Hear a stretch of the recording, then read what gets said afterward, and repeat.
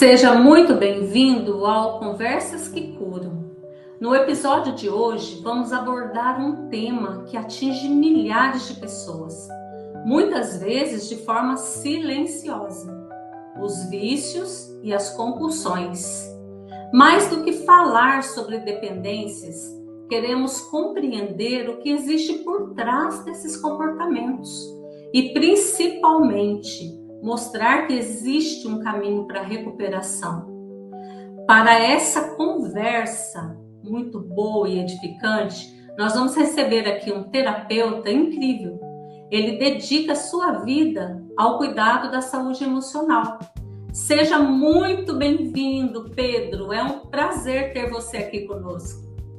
Gratidão, Luciane. Gratidão pelo convite. Gratidão a todos vocês que estão nos assistindo. Muito obrigado mesmo. Para mim é um prazer estar aqui. Que bom, Pedro. Ô Pedro, então, antes da gente começar o nosso tema, que é vícios e compulsões, eu gostaria que você se apresentasse, contasse um pouquinho da sua história. Quem é você, Pedro? E o que despertou o seu interesse para a saúde emocional, para os cuidados com a saúde emocional? Claro. Vai ser um prazer. Mas pra quem não me conhece, eu me chamo Pedro Guimarães, sou terapeuta integrativo, terapeuta emocional, e hoje eu tenho trabalhado muito com o público masculino, né? Homens que muitas das vezes vivem presos em vícios, compulsões, dificuldades nos relacionamentos, e por causa de emoções que eles nunca souberam expressar, por causa daquela famosa frase, daqueles famosos comportamentos de que homem não chora, homem não tem que expor o que sente, né? Em contrapartida, acabo também ajudando muitas mulheres também que estão com esses homens que nem sempre querem a transformação, né? Então acaba que também atendo muitas mulheres e casais. Juntamente da minha esposa, a gente atualmente tem um projeto que a gente faz justamente isso, traz consciência para os casais de como construir relações saudáveis. Mas o que me trouxe até aqui, ajudar não só casais, ajudar homens a entender que podem se cuidar sem serem julgados. O que me trouxe até aqui foi a minha própria história. Porque durante muito tempo, eu já fui uma criança. Um dia eu fui uma criança, um adolescente, que carregava muita culpa que não era minha. Tive pais que se separaram muito cedo, como uma criança apenas de 7 anos, que via aquela situação e tentava, a todo custo, impedir. Se muitas das vezes um adulto não consegue mudar ninguém, nem impedir decisões do outro, quanto mais uma criança de 7 anos, mas eu não entendia isso. Queria salvar a todo custo aquele casamento, aquelas duas pessoas tão importantes para mim, para que tudo ficasse bem dentro daquela casa, coisa que eu não consegui. Sem perceber, durante a minha vida, eu fui como que tentando ser o salvador de todo mundo que aparecia, em amizades, relacionamentos, tentava salvar, sem perceber que talvez ainda fosse aquela criança ferida tentando salvar os próprios pais. Demorei muito, mas por meio da terapia, quando finalmente eu conheci o processo terapêutico, me aprofundei a encarar as minhas dores, eu percebi que eu precisava primeiro cuidar de mim, para aí sim conseguir ajudar os outros de maneira mais equilibrada. E esse processo com certeza transformou a minha vida e me permitiu ajudar outras pessoas também, que não só passam pelo mesmo, como também por outras dores. Eu costumo dizer que o processo terapêutico, ele não... Eu não escolhi a terapia só como profissão, mas era a terapia em si, antes de eu ser terapeuta, fez parte do meu processo de transformação, de evolução humana. Que linda a sua trajetória, viu? Gostei muito da sua história. E conhecer a história por trás do profissional nos ajuda a compreender também o olhar humano que você desenvolveu ao longo dessa caminhada. Isso realmente é muito importante. Agora, já entrando no nosso tema hoje, que é compulsões e vícios, quando ouvimos a palavra vício, normalmente pensamos em álcool, drogas, mas afinal, o que caracteriza um vício ou uma compulsão, Pedro? Bem, Luciane, como você mesma falou, muitas pessoas pensam de cara, quando fala de vício, pensa logo no abuso de substâncias, independente se está ligado ao álcool ou qualquer outro tipo de substância nociva, seja ela sintética ou palatável ali pelas mãos, né? Mas o vício, na verdade, ele é qualquer comportamento que uma pessoa usa repetidamente para poder fugir de suas dores, fugir de suas ansiedades, aliviar suas dores emocionais, que há muito tempo a assolam e ela mesma não percebe. E ela continua fazendo isso mesmo sabendo do prejuízo que aquilo ali causa.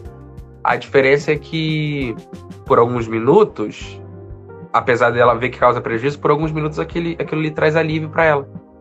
Mas depois vem a culpa de ter de novo repetido o erro, a ansiedade que causa por não conseguir parar, e depois a necessidade de repetir, porque quanto mais a ansiedade aumenta, mais vem a vontade de repetir o vício, de usar aquilo ali para aliviar de novo, e o ciclo se repete de novo, e de novo, e de novo. Tá fazendo sentido quando eu explico dessa forma? Totalmente sentido. É muito importante esse esclarecimento, viu, Pedro? Porque amplia a nossa compreensão, quebra bastante mitos, né? Que hoje são comuns, né? Com respeito a isso. E quando entendemos esse conceito, nós percebemos que esses comportamentos, eles podem estar presentes em situações mais comuns do que imaginamos. Pedro, quais são os tipos de vícios e compulsões que você percebe com mais frequência atualmente? Bem, nos meus atendimentos, Luciane, vou falar até algumas coisas que eu vou falar coisas que as pessoas já esperam e coisas que talvez alguns não esperam.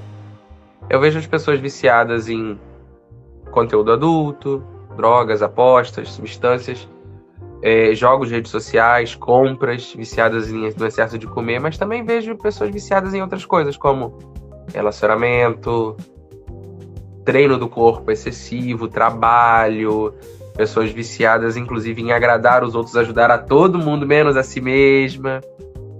Tudo isso, sem perceber, vira uma fuga constante da própria realidade, da dor que ela sente lá no íntimo, lá no inconsciente. E pode acabar virando uma compulsão, né? Falei, né? São dois caminhos, duas coisas, né? Aqueles vícios que todo mundo sabe de cara que é prejudicial e aqueles outros que a pessoa pensa, mas isso é prejudicial por quê? Estudar é uma coisa boa, trabalhar é uma coisa boa, ajudar as pessoas é bom, mas pode ter um pequeno probleminha aí se passar do ponto. Né? Exatamente, a questão é o equilíbrio, né? Quando passa a ser excessivo, já se torna um comportamento perigoso, né? E é interessante saber como comportamentos que fazem parte do nosso cotidiano, né? Muitas Sim. vezes passam despercebidos. Por isso é importante você dar esse alerta. E isso leva muitas vezes a pessoa a ter dúvidas bastante comuns. Por exemplo, como que nós podemos diferenciar um hábito, um prazer ou um comportamento comum de algo que já está se tornando uma compulsão? Onde que está esse pontinho a mais aí? Bem, eu gosto de pensar assim, eu convido sempre a pessoa a raciocinar. Se você hoje parar, vamos falar dos comportamentos que não necessariamente parecem prejudiciais. Se você hoje ficar um mês sem ir na academia, se você parar de ficar estudando sempre coisas novas, se você não trabalhar tanto quanto você trabalha, se você parar de ficar se doando tanto para os outros assim igual você faz, talvez, o que vai vir na sua cabeça?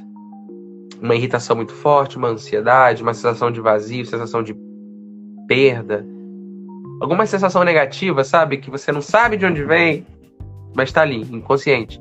É isso que vem? Então tem alguma coisa que está sendo escondida por esse comportamento.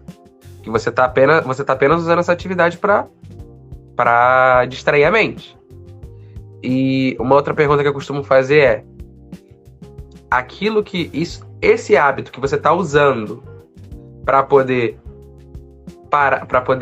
digamos que, esconder o seu sofrimento, para poder fugir da sua dor, você o controla ou é ele que te controla? Né? Porque a pessoa precisa separar as duas coisas. Pode ser uma coisa boa, ok. Todas essas coisas que a gente falou, treinar, estudar, enfim. Mas a partir do momento que aquilo ali vira apenas uma forma de fugir e você nunca olha para as suas dores para resolvê-las, se torna um problema, se torna uma compulsão. Ou seja, não é só o abuso de substâncias que vicia e pode ser prejudicial. Né? Faz sentido? Total sentido.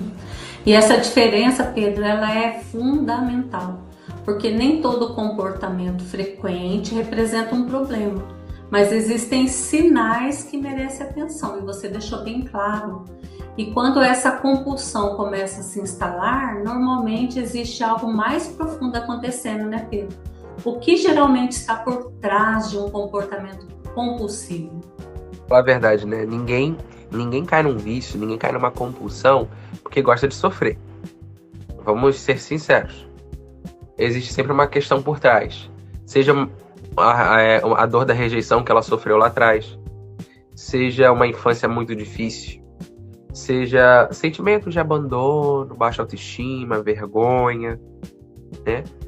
Sensação de solidão, ansiedade excessiva. O vício em si não é o problema principal. Ele é apenas aquela muleta que a pessoa encontrou para poder continuar caminhando pela vida, para poder continuar não viver, não olhando tanto para aquela dor, entende? Uhum. Sim, interessante, hein? É muito importante compreender que, na maioria das vezes, o comportamento é apenas a parte visível de uma dor emocional que precisa ser acolhida. Sim. Mas existe uma frase que nós ouvimos com bastante frequência. Muitas pessoas dizem: eu paro quando eu quiser. Porque abandonar um vício, Pedro, costuma ser muito mais difícil do que as pessoas pensam. Não é só uma questão de decisão. Aí a gente, de novo, tem que separar dos vícios em comportamento, né? A pessoa que é viciada em comportamento, para os vícios em substâncias. Porque são duas áreas diferentes também. As duas funcionam da mesma maneira, mas te afetam de forma diferente. Porque não basta só tirar esse comportamento, tirar esse vício da sua vida. É preciso cuidar da dor a qual esse vício antes estava anestesiando. É preciso fazer isso primeiro. Porque se você só tira o vício do nada, é como se você tirasse uma muleta de uma pessoa que ainda precisa fazer fisioterapia para poder voltar a andar, entende? Sim. Não estamos dizendo aqui, a pessoa usa aquilo para poder se entorpecer, isso está estragando o corpo dela. Como assim eu não vou tirar isso da pessoa? Mas inconscientemente é isso que a mente dela entende. Aquilo ali é a única coisa que ela tem para poder se manter sã. A pessoa muitas vezes ela tenta parar, ela até consegue por alguns dias, mas quando aquela emoção, aquela ansiedade volta, ela sempre procura aquele comportamento novamente para trazer alívio. Por isso apenas força de vontade normalmente não resolve. E aí tem um detalhe a mais, como eu te falei, a gente precisa separar o vício em comportamentos, que é o estudar, trabalhar, ajudar os outros, como eu falei, e o vício em substâncias. O vício em substâncias, o problema mais, que é a abstinência. A dependência química, de fato. Porque a dependência química, muitas das vezes, ela não se resolve apenas com a terapia. Necessariamente, todas as vezes, ela precisa de uma equipe multidisciplinar. A pessoa precisa de uma equipe multidisciplinar ali do lado dela.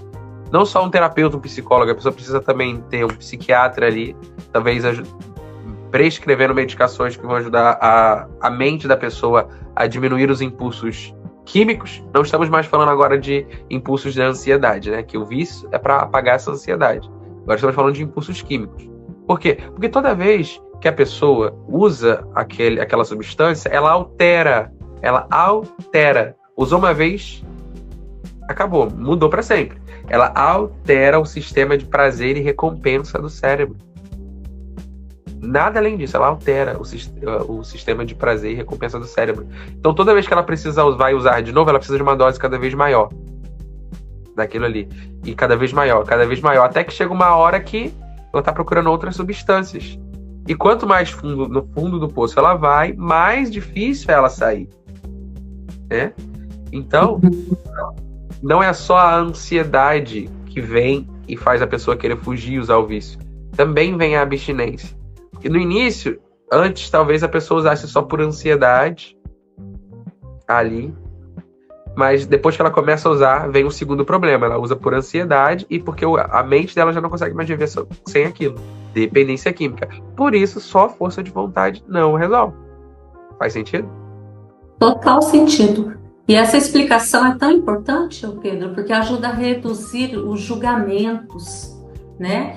Mostra que não se trata apenas de força de vontade, como você disse, mas de um processo emocional e muitas vezes também biológico, como você deixou bem claro. E quando esse ciclo ele se prolonga, ele acaba afetando diversas áreas da vida, não é mesmo? Sim. Como que os vícios impactam a autoestima, os relacionamentos e até a vida profissional e principalmente a saúde da pessoa? E de quem convive com elas, que também é uma barra pesada, né? Afeta muito porque, primeiramente, a pessoa que é a usuária, a autoestima dela diminui, a produtividade dela cai em tudo. Os relacionamentos se desgastam, como você falou, as pessoas em volta começam a perceber, começam a sofrer com isso também. Porque a pessoa se preocupa, mas ela não consegue ajudar, não sabe como ajudar. Acha que ela tenta ajudar e o usuário faz a pessoa sentir que ela está só atrapalhando. A confiança em si mesmo e a confiança dos outros em você vai desaparecendo. A pessoa começa a esconder os comportamentos e mentir para si mesma, igual você falou no início aqui do nosso programa aqui. A pessoa fala, quando eu quiser eu paro. Ela mente para si mesma. Ela mente para si mesma. E o pior, ela começa a acreditar lá no fundo que ela é o problema, mas ela não admite isso para ninguém. Mas quando na verdade ela que está sofrendo de um problema. A gente erra muitas das vezes em pensar, eu tenho depressão, eu tenho ansiedade, eu tenho adicção, que a adicção, né? Adicto é todo aquele viciado em algum tipo de substância, ou que já foi viciado em algum tipo de substância. Porque a pessoa é adicta para sempre. A partir do momento que ela altera o sistema de dopamina, prazer e recompensa do cérebro, ela se tornou adicta. Ela pode até ficar limpa, mas ela tem que ficar vigilante o resto da vida para que aquele impulso não volte. Porque no momento que ela tocar naquilo ali, o cérebro volta toda a abstinência de novo. Imagine, a pessoa liga a TV e ela vê que a pessoa que convive com o usuário, no caso, né? A pessoa liga a TV e ela vê notícias de pessoas morrendo, pessoas desfalecendo por causa disso. E ela olha, às vezes, o próprio filho tá afundado nisso. É pesado para uma mãe, é pesado para um irmão ver o seu irmão assim, é pesado para um pai. É pesado para os amigos que não querem ver o amigo assim. É forte. E muitas pessoas, às vezes, ao tentar ajudar e não ver resultado, até se afastam, porque não aguentam ver a pessoa como que indo aos poucos. É difícil. A pessoa às vezes se afasta só para não sofrer mais.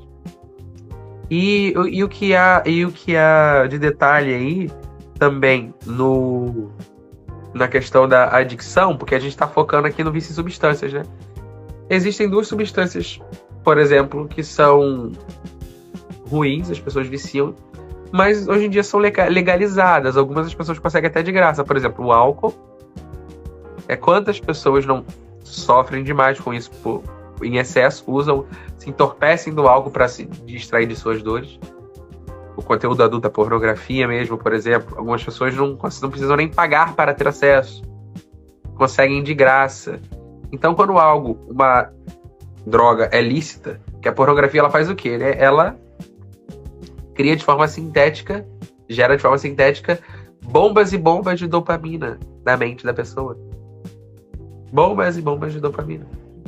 E segue a mesma lógica. Toda vez que ela precisa sentir aquele prazer de novo, ela precisa novamente de uma dose maior.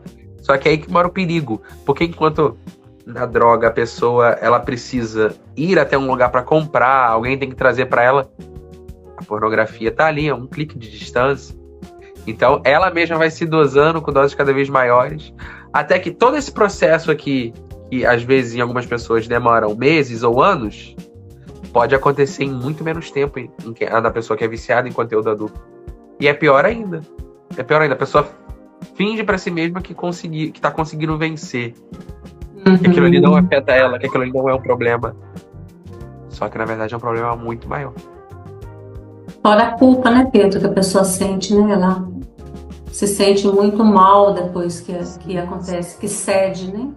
Mas, Pedro, a boa notícia é que existe tratamento e possibilidade de reconstrução. Isso é incrível, né?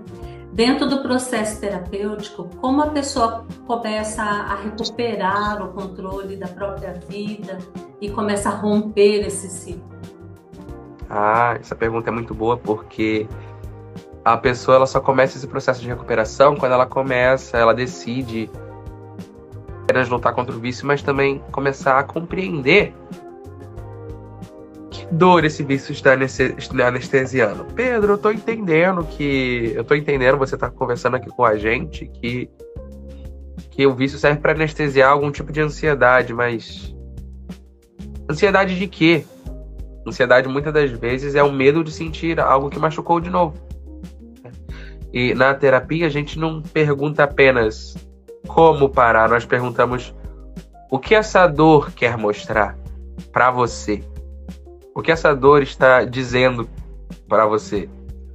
Porque quando a origem da dor começa a ser compreendida, o comportamento começa a perder a força. Porque, digamos assim, se o que fazia você estar viciado, a pessoa estar viciada, lá no início foi essa ansiedade, esse medo de talvez se sentir rejeitado de novo, abandonado, humilhado, enfim.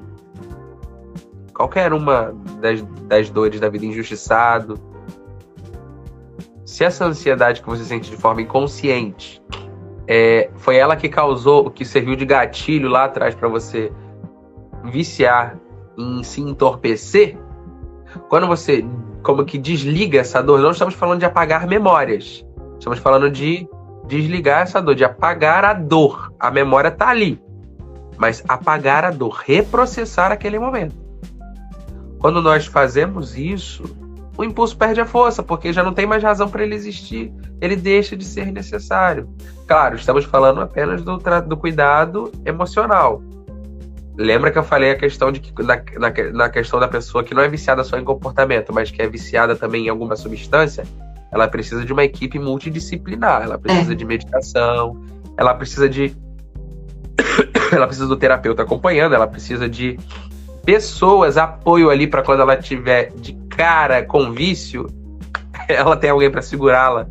Ela precisa de se sabotar mesmo, mas não no bom sentido, no mau sentido, mas no bom sentido. Cortar o limite, o acesso ao vício, para que ela também não lute só contra o impulso, aquela dor, aquela ansiedade que leva ao vício, mas também contra a abstinência que vem depois. E é a partir daí que começa. Mas percebe, a pessoa precisa querer.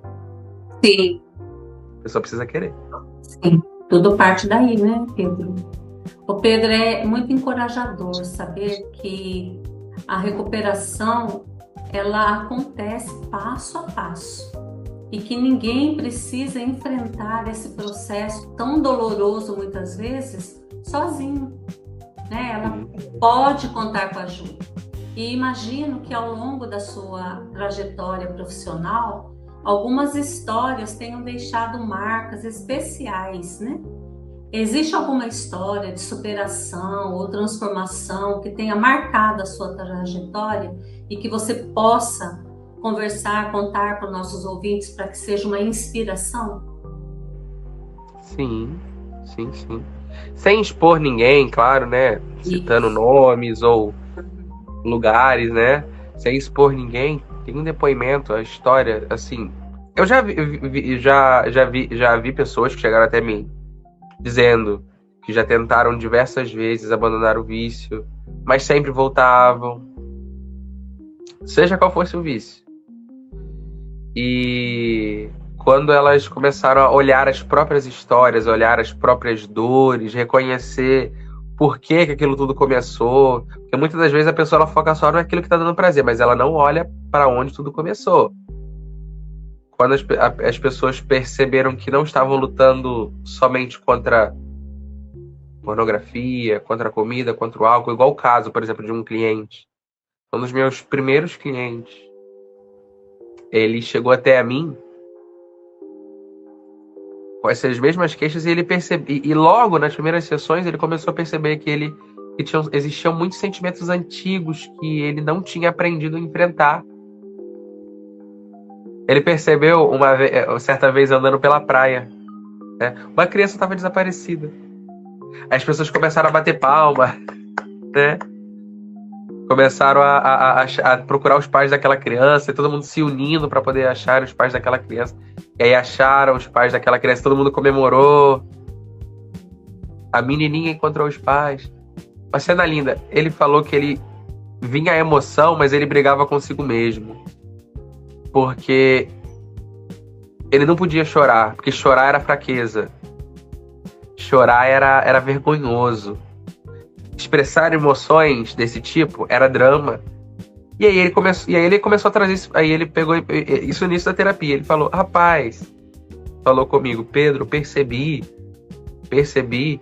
que eu nunca tive a permissão para sentir, nunca tive a permissão para ser eu mesmo. Hoje eu tenho tantos anos e eu já não tava mais sabendo quem eu sou. E tava ali focado em agradar, focado em ser aquela criança perfeita, aquela criança que não dá trabalho, que só dá orgulho aos pais, aquela criança que faz tudo bonitinho do jeito que eles querem, mas que não sabe nem o que mais gosta. Se é leite com chocolate ou leite com morango, se gosta de vestir isso ou gosta de vestir aquilo, se gosta daquele super-herói ou daquele outro, se gosta daquele tipo de pessoa para casar ou daquele tipo de pessoa ali. Eu não sei, Pedro, quem eu sou. Perdeu a identidade, né? Isso, ele percebeu que perdia a identidade. E o vício era o quê?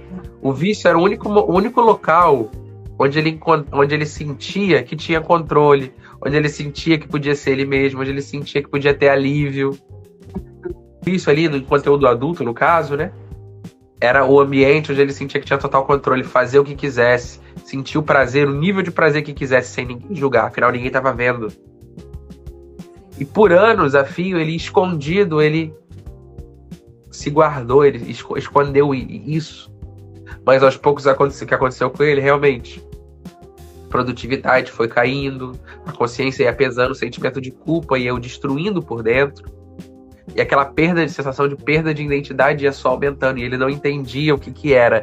Mas durante a terapia ele aprendeu a dar nomes.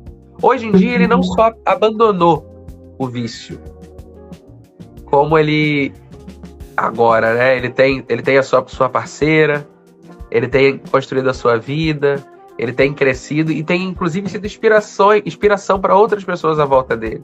Outras pessoas que talvez queiram mudar igual ele, né? Porque uma coisa que ele também aprendeu é que ele não muda ninguém. Ele pode trabalhar a si mesmo, ele pode vencer os próprios vícios, as próprias dores, mas o outro só vence se o outro quiser. Então ele não sofre mais por isso. E assim ele aprendeu a reconstruir a sua identidade. Quando a pessoa entende isso, igual ele entendeu, igual outros clientes, pacientes também entenderam, quando ela para de lutar contra os próprios sentimentos antigos que ela não tinha aprendido a enfrentar antes, a relação consigo mesma da pessoa muda muito. E ela vive esse processo de transformação. Mas por quê? Porque ela se permitiu. Simples assim. Histórias como essa mostram que a mudança é possível e que buscar ajuda pode transformar completamente a vida. Bem, nós estamos chegando no final da nossa conversa, tão boa. Por mim, eu gostaria de ficar mais tempo ainda. Mas eu gostaria que você deixasse uma última reflexão para aquelas pessoas que nos acompanham. Principalmente, Pedro, para aquelas que estão lutando contra vícios, né? Sim. Independente, assim, não queremos aqui dizer que se o seu vício é de comportamento, em algum comportamento, não queremos dizer que seu problema é menor do que aqueles que são viciados em substância.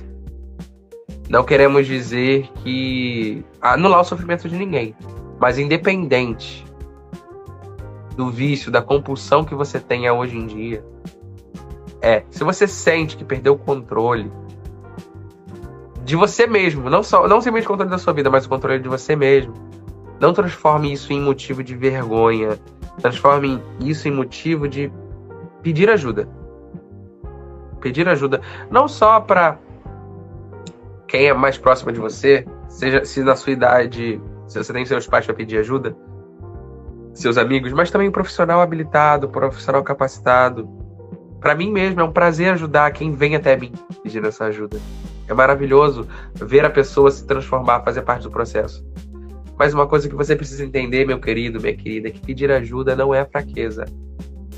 Pedir ajuda significa coragem. É uma ferida. É uma ferida. Muitas das vezes, por causa do inconsciente, na nossa mente a gente esquece como é o inconsciente que governa a nossa vida. Conscientemente, às vezes você fala, mas essas dores que você está falando, Pedro, eu até passei. Mas não me dói. Não me dói. Hoje eu olho para isso e eu superei. Talvez conscientemente você tenha criado formas de minimizar essa dor e não sofrer. Conscientemente. Mas inconscientemente, porque você tem sintomas. Você sabe disso porque você tem sintomas. Inconscientemente, elas estão aí.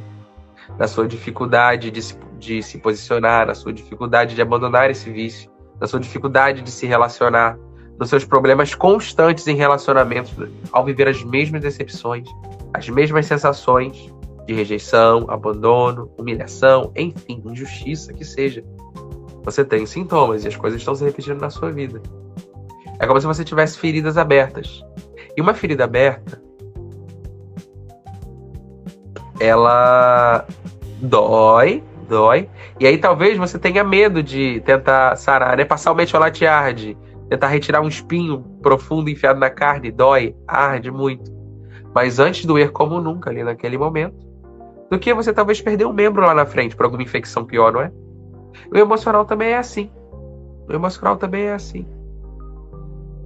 A vida vai ficando cada vez mais difícil quando você não olha para isso. Mas assim como enfrentar a dor física exige coragem, exige força.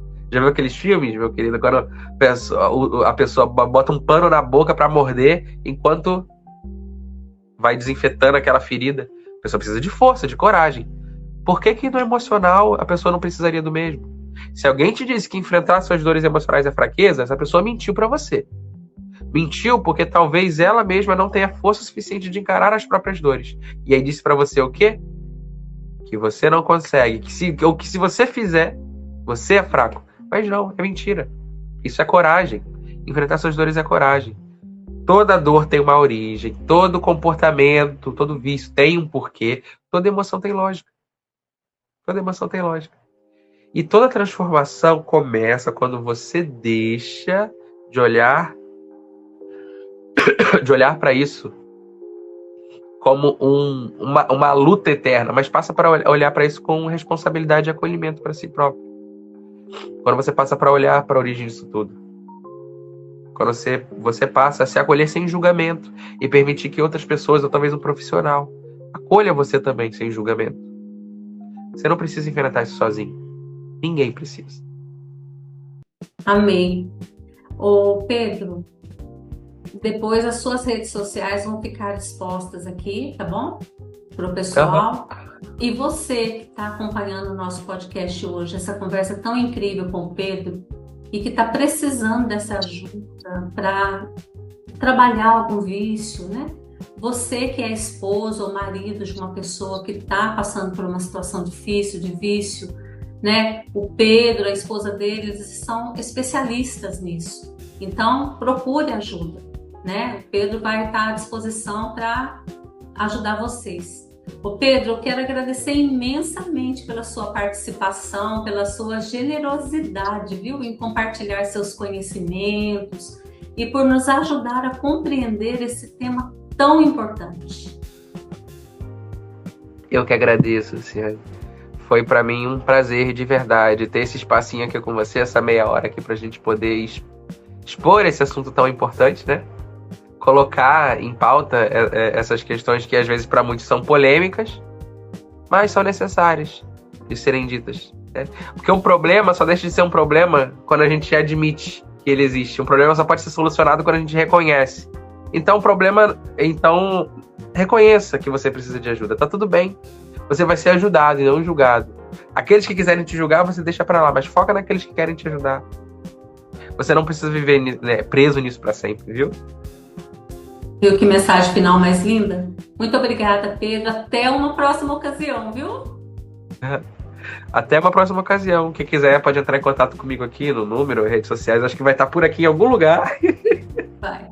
Uhum, Vai isso ser um mesmo. prazer. Luciane, muito obrigado, viu?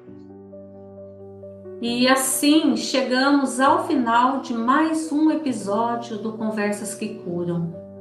Quero agradecer imensamente ao Pedro. Ele compartilhou conosco experiências, conhecimentos e principalmente nos ajudou a compreender que os vícios e as compulsões não definem uma pessoa. Por trás desses comportamentos, muitas vezes existem dores, conflitos e emoções que precisam ser acolhidos, compreendidos e tratados com responsabilidade e empatia. Se essa conversa trouxe informação, esperança ou fez você enxergar esse tema de uma nova maneira, compartilhe esse episódio com amigos, com familiares ou com qualquer pessoa que possa se beneficiar desse conteúdo. Às vezes, uma conversa como esta pode ser um incentivo que a pessoa precisava para dar o primeiro passo em direção à mudança. Se você gostou desse conteúdo, inscreva-se no nosso canal, ative as notificações e acompanhe os próximos episódios. Nosso propósito é continuar promovendo conversas que acolhem, esclarecem e inspiram transformação emocional. E se você sente que esse é o momento de olhar com mais carinho para a sua saúde emocional, confira o link que está na descrição do nosso canal. Lá você encontrará profissionais preparados para acolher você e caminhar ao seu lado nessa jornada de autoconhecimento, de equilíbrio e de bem-estar. Agora queremos saber qual o insight ou aprendizado desta conversa que mais chamou a sua atenção. Deixe seu comentário. Sua experiência pode inspirar outras pessoas que também estão enfrentando desafios semelhantes. Obrigado por sua companhia e até o próximo episódio do Conversas que Curam.